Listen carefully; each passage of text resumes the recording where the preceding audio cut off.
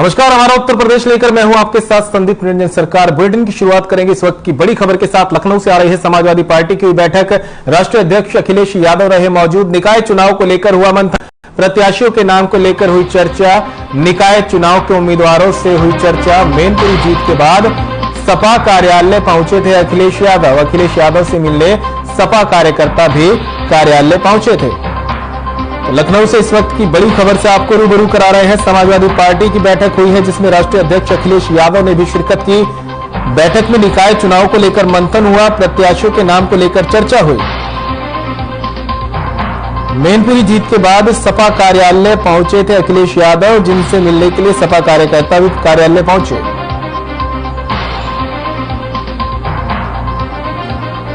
लखनऊ से इस वक्त की बड़ी खबर से आपको रूबरू करा रहे हैं। समाजवादी पार्टी की बैठक हुई, राष्ट्रीय अध्यक्ष अखिलेश यादव मौजूद रहे। तस्वीरें आप देख सकते हैं किस तरह से पार्टी कार्यालय में जो है ये बैठक हुई है। अखिलेश यादव भी मौजूद रहे हैं, तमाम कार्यकर्ता भी मौजूद रहे और निकाय चुनाव को लेकर मंथन हुआ है।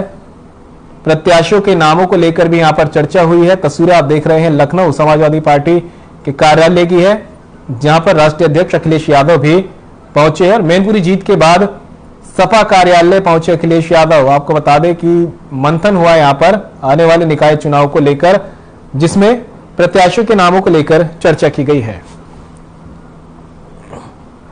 बाराबंकी में इस बार जिले में होने वाले निकाय चुनाव को लेकर समाजवादी पार्टी के पदाधिकारी गली मोहल्ले के साथ साथ पार्टी कार्यालय पर कार्यकर्ताओं के साथ लगातार बैठकें कर रहे हैं। वहीं समाजवादी पार्टी कार्यालय पर समाजवादी पार्टी के नेताओं के साथ पार्टी के पदाधिकारियों ने बैठक में हिस्सा लिया।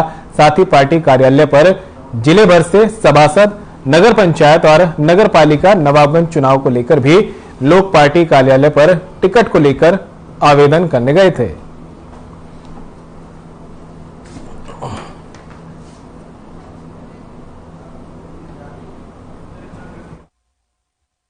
समाजवादी पार्टी के एक एक कार्यकर्ता, एक एक नेता को बधाई देते हैं।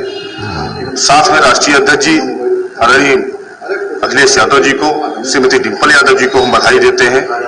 और वहां की जो जनता है, जो कार्यकर्ता है, पदाधिकारी है, उन सब ने बड़ा दिल दिखाते हुए नेताजी को सच्ची श्रद्धांजलि अर्पित की और डिंपल जी को एक ऐतिहासिक विजय दिला करके हम सबको मनोबल बढ़ाया। और आगामी आने वाले लोकसभा चुनाव हो चाहे नगर निकाय के चुनाव हो, उसके लिए हम लोगों को एक ताकत देने का काम किया है।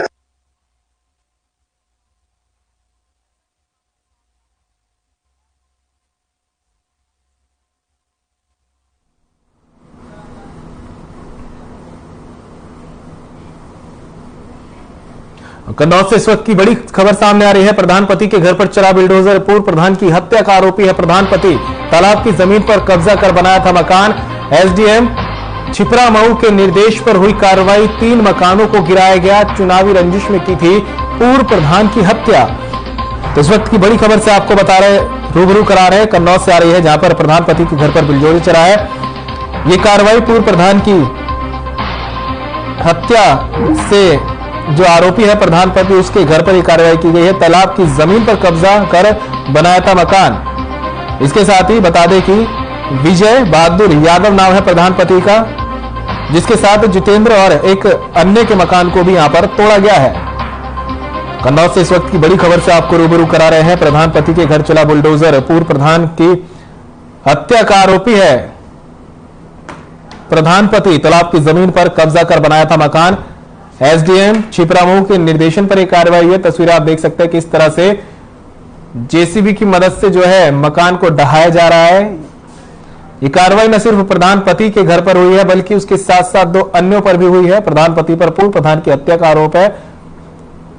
ये बता दें कि तालाब की जमीन पर कब्जा कर मकान बनाया गया था, जिसके बाद अब प्रशासन हरकत में आया और एसडीएम छिपरा मऊ के निर्देशन पर कार्रवाई हुई।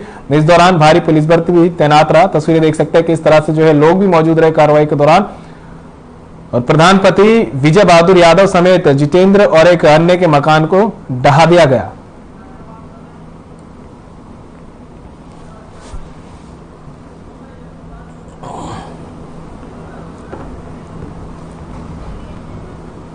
भारत जोड़ो यात्रा के प्रांतीय अध्यक्ष और विधायक वीरेंद्र चौधरी के नेतृत्व में भारत जोड़ो यात्रा बस्ती पहुंची। जनसद में जगह जगह जोरदार स्वागत किया गया। विधायक वीरेंद्र चौधरी ने लाल बहादुर शास्त्री की प्रतिमा पर माल्यार्पण किया। इस दौरान प्रांतीय अध्यक्ष ने कहा कि भारत जोड़ो यात्रा पर पूरे देश में जोरदार समर्थन मिल रहा है। तमाम बड़े विद्वान, शिक्षाविद सहित अन्य लोग यात्रा से जुड़कर यात्रा को ताकत देने का काम कर रहे हैं। बीजेपी पर निशाना साधते हुए उन्होंने कहा कि जब से देश और प्रदेश के कई राज्यों में भारतीय जनता पार्टी की सरकार बनी है, तब से देश समाज में नफरत का माहौल पैदा हो गया है। भाई भाई से दूर है, समाज में जातिवाद फैल गया है, लोग एक दूसरे से नफरत कर रहे हैं, जिसे दूर करते हुए राहुल गांधी ने भारत जोड़ो यात्रा की शुरुआत की है। निश्चित तौर पर इस यात्रा के जरिए कांग्रेस पार्टी सभी को एक साथ जोड़ने में सफल रहेगी।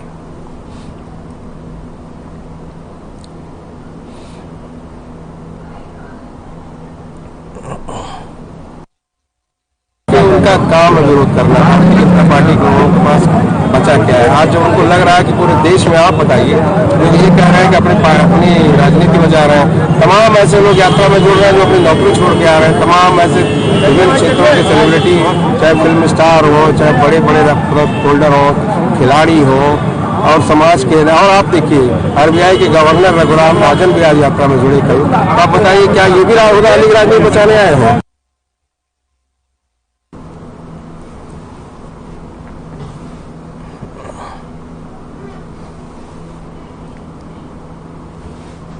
लखनऊ से इस वक्त की बड़ी खबर सामने आ रही है। पूर्व डीजी एससी चौबे के निधन की खबर है। लखनऊ के निजी अस्पताल में आखिरी सांस ली उन्होंने। यूपी के 1966 बैच के आईपीएस अधिकारी थे चौबे। सीआरपीएफ में डीजी रहे थे एससी चौबे। यूपी में डीजी इंटेलिजेंस के पद पर भी रहे तैनात। लंबी बीमारी के बाद हुआ चौबे का निधन। ईमानदार, कर्मठ और बेहतरीन पुलिस अफसरों में गिनती होती थी उनकी। यूपी के डीजी श्रद्धांजलि देने अस्पताल पहुंचे। डीजीपी डीएस चौहान ने श्रद्धा सुमन अर्पित किए। लखनऊ से इस वक्त की बड़ी खबर आपको बता रहे हैं। तो डीजी एससी चौबे का निधन हो गया है। लखनऊ के एक निजी अस्पताल में उन्होंने आखिरी सांस ली है। यूपी के 1966 बैच के आईपीएस अधिकारी थे एससी चौबे। सीआरपीएफ के डीजी के पद पर तैनात रह चुके हैं। साथ ही यूपी में डीजी इंटेलिजेंस के पद पर भी उन्होंने अपनी सेवाएं दी है। लंबी बीमारी के बाद उनका निधन हुआ है। वे लंबे समय से बीमारी चल रहे थे, लंबी बीमारी से वो लड़ रहे थे, लेकिन अब एससी चौबे का निधन हो चुका है। ईमानदार, कर्मठ और बेहतरीन पुलिस अफसरों में उनकी गिनती होती है। यूपी के डीजीपी डीएस चौहान ने उन्हें श्रद्धा सुमन अर्पित करते हुए अस्पताल में श्रद्धांजलि दी। तो लखनऊ से इस वक्त की बड़ी खबर आपको बता रहे हैं। पूर्व डीजी एससी चौबे का निधन हो गया है।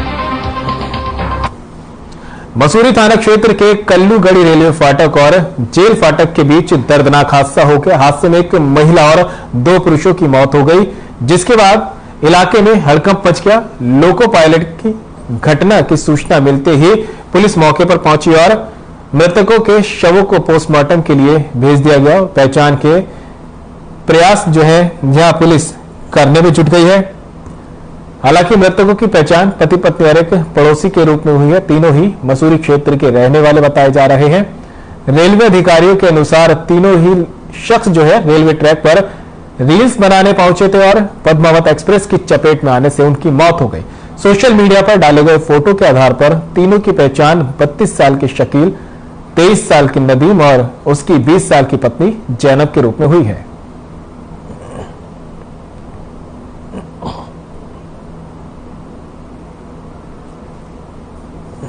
एक मेरे भैया का दोस्त है शकील, एक का नाम नदीमा जो मेरा भाई है, एक मेरी भाभी है जिनका नाम जैनब है। और आज घर से सही सलामत निकले 4 बजे। राजू रजमा कोई लड़ाई नहीं, डिंगा नहीं, कुछ भी। घर में कोई भी कुछ बात हो गई, कुछ नहीं पता ना, फिर ये पता नहीं हाँ और कैसे गई। अच्छा, तुम लोगों को कैसे पता लगी कि तुम्हारे परिवार वाले? हमें शकील भैया के मुझे मेरा भाई एक 2 पड़ोसी। क्या क्या नाम है, क्या काम करते हैं? शकील, नदीम, जैनब। अच्छा, यहाँ कैसे आए थे, तुम कैसे मालूम चली? हमें तो ये प्रधान जी वहाँ से पता पड़ी है, फोटो वायरल कर सकते हैं। पूरे गाँव में खोजे 2 बार आपने हमें बताया कि तुम्हारे यहाँ थाना मसूरी पर एक सूचना प्राप्त हुई स्टेशन मास्टर रेलवे के द्वारा कि 3 लोग वहां पर एक ट्रेन से टकराए हैं। मौके पर पहुंच के जब जांच पड़ताल की गई तो वहां पर 3 लोगों के शव मौके से मिले। इनकी मृत्यु ट्रेन से टकराने के कारण सब प्रतीत हो रही है, जिसमें एक महिला एवं 2 पुरुष हैं।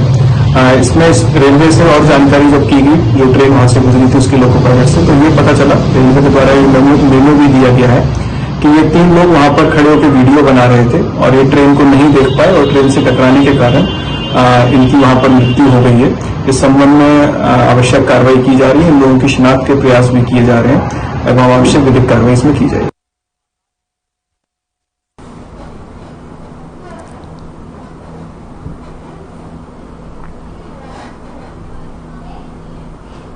उत्तर प्रदेश में अधिकतम अस्पतालों में कमियां और अव्यवस्थाओं की शिकायत एक आम नागरिक तो हर रोज करते हैं, लेकिन नेता और अधिकारी उससे सुनकर अनसुना कर देते हैं। पर जब खुद के साथ ये घटना होती है तो नेताजी को हकीकत का पता चलता है कि जनपद बहराइच के मेडिकल कॉलेज में जब बीजेपी के कद्दावर विधायक सुरेश्वर सिंह को कमियां दिखाई पड़ी तो विधायक खुद औचक निरीक्षण को चल दिए। इस दौरान उन्होंने बताया कि अस्पतालों में बड़े पैमाने पर लापरवाही की जा रही है। साथ ही उन्होंने बताया कि जो लोग इमरजेंसी में डॉक्टर के साथ इलाज कर रहे थे वे अस्पताल के न होकर कोई बाहरी थे जिन्हें इंजेक्शन लगाना भी नहीं आता था।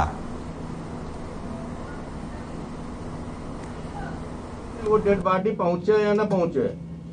हमारी भाभी जो ब्लॉक प्रमुख है मैसी की, उनको हार्ट अटैक पड़ा था, उनको इमरजेंसी में लेकर के आए थे। डॉक्टर उपेंद्र वर्मा के अतिरिक्त न तो वहाँ कोई फार्मासिस्ट था, न सेवा प्रदाता के जो लोग लगाए गए थे वो थे। वहाँ पे तो एक डॉक्टर साहब थे, डॉक्टर उपेंद्र जी के अतिरिक्त, अब वो ईमो हैं कि नहीं हैं, उनके साथ 5 लड़के अलग से थे जिन्होंने 1 घंटे तक इंजेक्शन लगाने का प्रयास किया, लेकिन न तो इंजेक्शन लगा पाए न ब्लड निकाल पाए।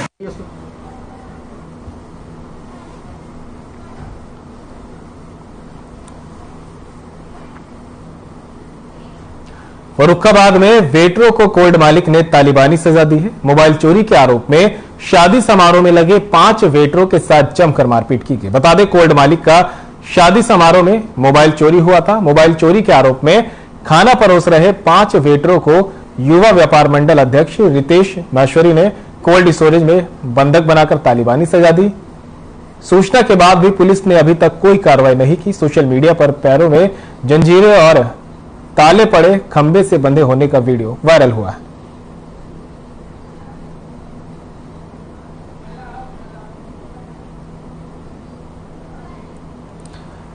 तो तस्वीरें आप देख सकते हैं किस तरह से जो है एक तालिबानी सजा की तस्वीरें सामने आई है, जहां पर वेटरों को कोल्ड मालिक ने तालिबानी सजा दी है। उनके हाथ पैर जंजीरों से बांधकर उन्हें स्टोरेज में रखा हुआ है। और बता दें आपको कि पूरा मामला शादी समारोह में मोबाइल चोरी से जुड़ा है।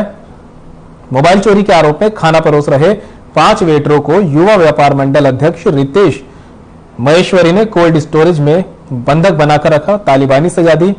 सूचना के बाद पुलिस ने अभी तक कोई कार्रवाई नहीं की। पुलिस प्रशासन पर भी ये आरोप लग रहे हैं कि सूचना दी गई उसके बाद भी कोई कार्रवाई नहीं हुई। ये तस्वीर जो है सामने आई है, जिसके बाद अब सवालिया निशान खड़े होने लगे हैं।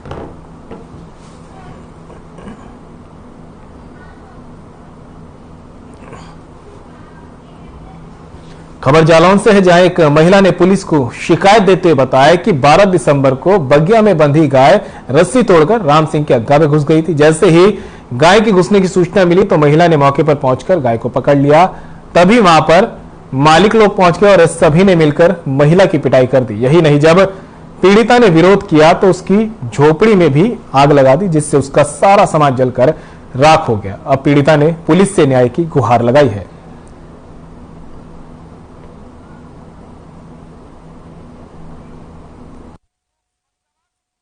हमारे साथ गाय गई थी इनके द्वारा, तो हम पकड़ने गए तो इनने की हमारे घर में आग लगा देंगे, तो इनने हमारी घर में आग लगा दी। हमारा सब कुछ जल गया, खाना पीना जल गया, कपड़े लत्ते सब जल गए। हमारी बच्ची बैठी थी, उसमें हम उठाने गए, जब आग देखी कसकी जलने लगी तो हम उसको उठाने गए, दौड़ लगा। बगल के रहने वाले पड़ोसी। अच्छा, कब की बात है ये? परसों। आपने अभी तक तहरीर क्यों नहीं दी? गए थे तो गोरखपुर ले ली और कुछ नहीं करा। कुछ नहीं किया? हाँ। क्या चाहती हैं आप? लोगों को उठना चाहिए।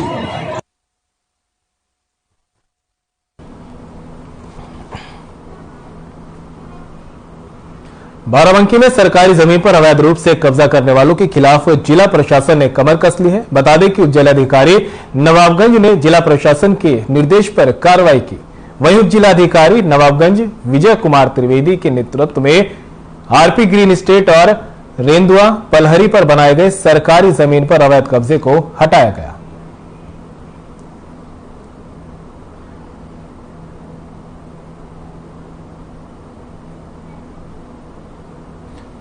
तो तस्वीरें आप देख सकते हैं किस तरह से जो है प्रशासन अवैध अतिक्रमण पर लगातार कार्रवाई करने में लगा है।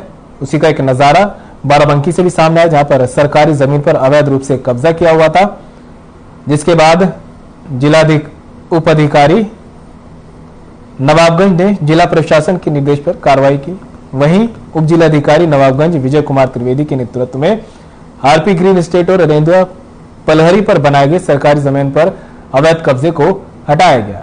ये तस्वीरें आप देख सकते हैं किस तरह से जो है बुलडोजर से कार्रवाई की जा रही है और जिस तरह से लगातार सरकारी जमीनों पर अवैध अतिक्रमण हो रहा है, उसको लेकर अब प्रशासन भी पूरी तरह से मुस्तैद हो गया है। ये ठान लिया है कि अब किसी तरह का अतिक्रमण बर्दाश्त नहीं किया जाएगा, जिसका जीता जागता नमूना भी सामने आया है। ये तस्वीर आपको बता दें बाराबंकी की है, जहां पर प्रशासन ने कार्रवाई करते हुए अवैध कब्जे को ध्वस्त किया। राजधानी लखनऊ में विद्युत अधिकारियों की बड़ी लापरवाही सामने आई है। 4 मंजिला पूर्ण रूप से निर्मित इमारत मात्र 2 किलोवाट के अस्थायी कनेक्शन पर चल रही है। जानकारी के मुताबिक इस बिल्डिंग का नक्शा एलडीए ने पास नहीं किया, जिससे इसको वैध कनेक्शन मिलने में दिक्कतें आएंगी। इसी को देखते हुए बिल्डर ने अस्थायी कनेक्शन पर इमारत की रोशनी दी। वहीं 15 दिन पहले आरएनटीवी ने इस मामले को अधिशासी अभियंता के सामने रखा था, जिसके बाद अधिशासी अभियंता अमीनाबाद और क्षेत्रीय अवर अभियंता संजीव यादव जांच करने की बात कह रहे हैं।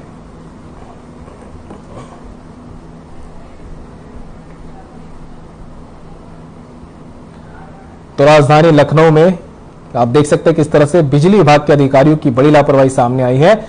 एक बिल्डर ने, जिसको स्थायी कनेक्शन नहीं मिल रहे थे, उसने 4 मंजिला बनी बनाई नवनिर्मित इमारत में 2 किलोवाट का स्थायी कनेक्शन लगवाया और अधिकारियों ने भी कनेक्शन यहां पर दे दिए। बताया जा रहा है कि बिल्डिंग का नक्शा एलडीए ने पास नहीं किया था, जिससे इस बिल्डिंग को वैध कनेक्शन मिलने में दिक्कतें हो रही थी। इसी चीज का फायदा उठाकर बिल्डर ने कनेक्शन लगवाए और ये कनेक्शन अब किस तरह से लग रहे हैं, उसको लेकर अब बिजली विभाग भी सवालों के घेरे में है। खबर औरैया एरवा कटरा थाना क्षेत्र से है, जहां ग्राम दलालपुर में गरीबों की दबंगों की दबंगई सामने आई है। दबंगई का वीडियो सोशल मीडिया पर तेजी से वायरल हो रहा है। बता दें कि गांव के ही एक युवक को बेरहमी से महिला समेत 3 लोगों ने लाठी डंडों से पीटा। पीड़ित आशीष कुमार घायल अवस्था में अपनी मां के साथ एरवा कटरा थाना अध्यक्ष के न्याय की गुहार लगाने पहुंचे। पीड़ित आशीष कुमार ने बताया कि मेरा उन लोगों से जमीनी विवाद चल रहा है। उन लोगों ने जमीन पर कब्जा कर लिया, जिसको लेकर उन लोगों को रोका तो उन्होंने अकेला देखकर बेरहमी से पिटाई कर दी। थाना अध्यक्ष ने तहरीर के आधार पर मुकदमा दर्ज कर लोगों पर कार्रवाई करने का भरोसा दिलाया है। इसके बाद इलाज के लिए सीएससी में भर्ती कराया गया, जहां डॉक्टरों ने उसे मिनी पीजीआई सैफई के लिए रेफर कर दिया।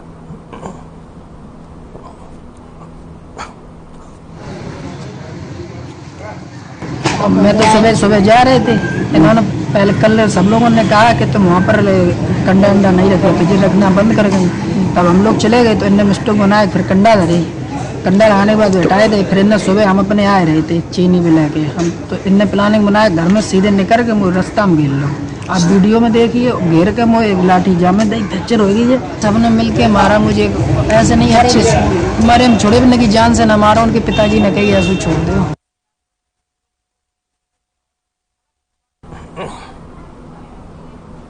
हर साल 16 दिसंबर को भारत की पाकिस्तान पर जीत को विजय दिवस के रूप में मनाया जाता है। 1971 की जंग में भारतीय सेना के पराक्रम के सामने 93,000 पाकिस्तानी सैनिकों ने घुटने टेक दिए थे और बांग्लादेश के रूप में एक नए राष्ट्र का उदय हुआ था। 13 दिन चले इस युद्ध में पाकिस्तान को करारी शिकस्त का स्वाद चखना पड़ा था। इसी क्रम में नोएडा में पूर्व सैनिकों ने विजय दिवस मनाया। बता दें कि विक्ट्री वॉल का पूर्व सैनिकों ने शिलान्यास किया। इस दौरान नोएडा डीसीपी, एडिशनल डीसीपी मौके पर मौजूद रहे।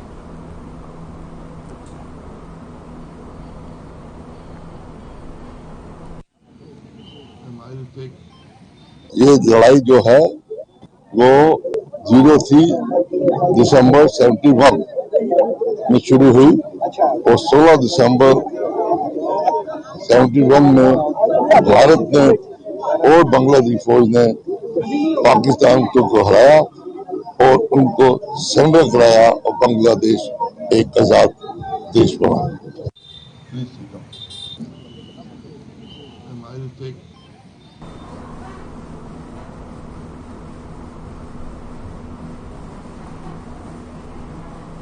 फिल्में समाज का आईना होती हैं। फिल्म निर्माता तमाम प्रकार की समाज में व्याप्त कुरीतियों को फिल्मों के माध्यम से पर्दे पर प्रदर्शित करते हैं।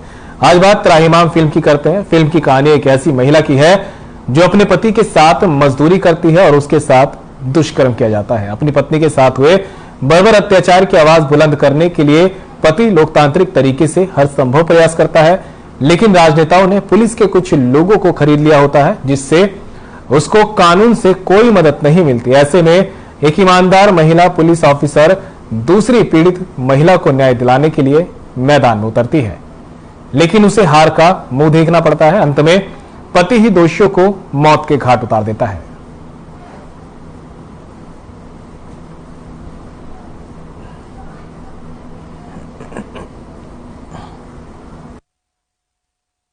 लोगों की कोशिश रहती है कि न्याय मिल जाए। कुछ परसेंटेज उसमें प्रतिशत लोगों का ऐसा भी हिस्सा है कि कहीं से कुछ सारी जगह अंधियारा हो गया है तो कुछ लोग ऐसा भी स्टेप ले लेते हैं। तो ये भी एक सच है समाज का, इसको हमें स्वीकार करना चाहिए। बहुत कुछ सीख है, हर फिल्म कुछ सीख देती है, ये फिल्म भी बहुत कुछ सीख दे रही है। तो मुझे लगता है लोगों को कहानी पसंद आएगी और इससे कुछ ना कुछ समाज में कुछ परसेंट भी बदलाव आए या लोगों के नजरिए में बदलाव आए तो ये बहुत बड़ी चीज होगी।